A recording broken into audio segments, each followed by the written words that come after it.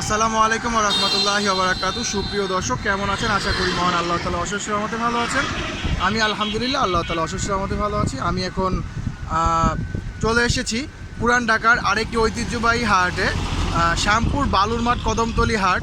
এই হাটের ইজারাদার মোহাম্মদ সিরাজুল ইসলাম সিরাজ। গত আগে আগে রেগুলারই হাটটা বসতো, কিন্তু গত 2 বছর যাবৎ এই হাটটি বসে না। কোনো অজানা একটি কারণেই হাটটি বসে না।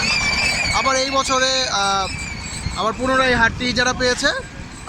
চলেন দেখি ভিতরের কী অবস্থা হাটের। মাশাআল্লাহ, খুব সুন্দর একটি ক্রস জাতের সুঠাম দেহি গরু দেখতে পাচ্ছি আমরা হাটের প্রবেশ মুখেই, 1 নম্বর কাউন্টারের পাশে।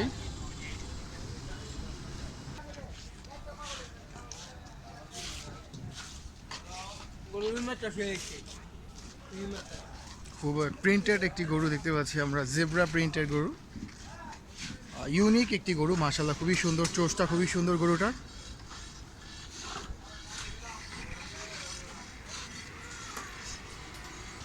এখানে আরও কিছু গরু দেখতে পাচ্ছি আমরা।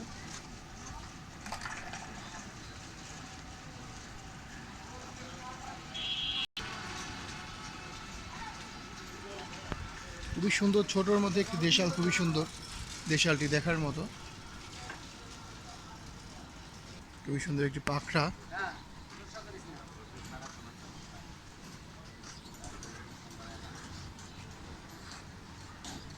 হাট এখনো অনেকটাই খালি দেখা যাচ্ছে।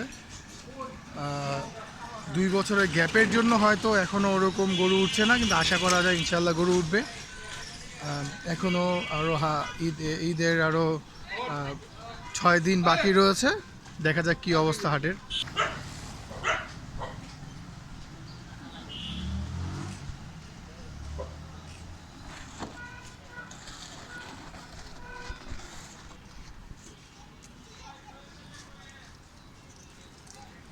ছোট এবং মাঝারি সাইজে সুন্দর সুন্দর গরু এখন পর্যন্ত তেমন বড় গরু উঠিনি,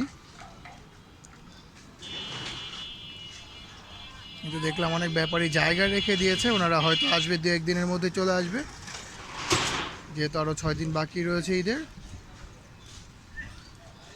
আর হাটটাও তেমন একটি পপুলার না, যার জন্য হয়তো তেমন একটা গরু উঠেনি। ছোট সাইজের গরুই যাই উঠেছে, ছোট সাইজের গরু উঠেছে। এখানে কিছু গরু রয়েছে, এগুলার মিডিয়াম সাইজের বলা চলে।